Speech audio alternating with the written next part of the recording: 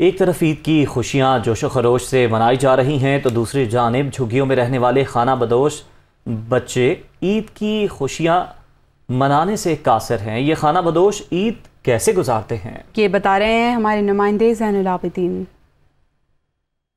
एक जानिब तो ईद उल फित्र जोशो खरोश से मनाई जा रही है और ईद के दूसरे दिन खुसूसी तौर पर पार्कों में बड़ा रश देखने में आता है, लेकिन कुछ लोग ऐसे भी हैं जो कि खाना बदोश हैं, झुग्गियों में रह रहे हैं। वो किस तरह ईद मनाते हैं, ये जो फटी पुरानी सी छतें हैं और फ़र्श के बगैर जिनके ये घर हैं, ये खाना बदोश है। कैसे ईद मनाई है आपने? आप बताओ कैसे ईद मनाई है, कहाँ पे गए थे किसी जगह पे या इधर ही रहे हो? इधर ही रहे। क्यों नहीं आपको लेके जाते? हाँ बताओ तो कैसे, क्या इधर ये झुग्गियों में घूमते रहते हो, सारा दिन फिरते रहते हो? हाँ जी, इधर झुग्गियों में घूमते रहते। इनके अब्बू से बात करते हैं, कैसे गुजारा करते हैं यहाँ पे, किस तरह आप अपनी ईद मना रहे हैं? ईद इत्थों ही बस मंग पहन के अपना गुजारा कीता हैगा।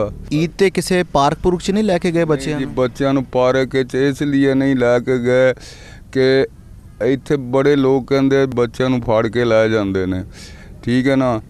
अगर इतनी बच्चों की असी गुजारिश ना करिए तो साढ़े को तो ना कोई चीज़ इस्तेमाल ही ना हो जाए।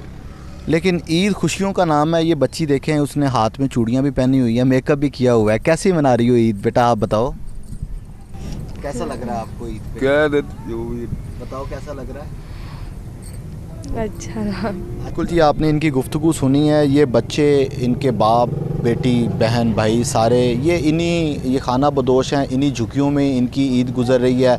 ना नित नए और मज़े के जो लजीज़ पकवान हैं वो बन रहे हैं, ना इन बच्चों ने कहीं जाना है। अपने ईद के जो दिन हैं यहीं पे गुजार देने हैं और इस चीज़ के ये मुंतज़िर हैं कि कभी वो वक्त भी आएगा जब इनकी हालत भी बदलेगी और इनके बच्चे भी दूसरे बच्चों की तरह ईद सेलिब्रेट कर सकेंगे।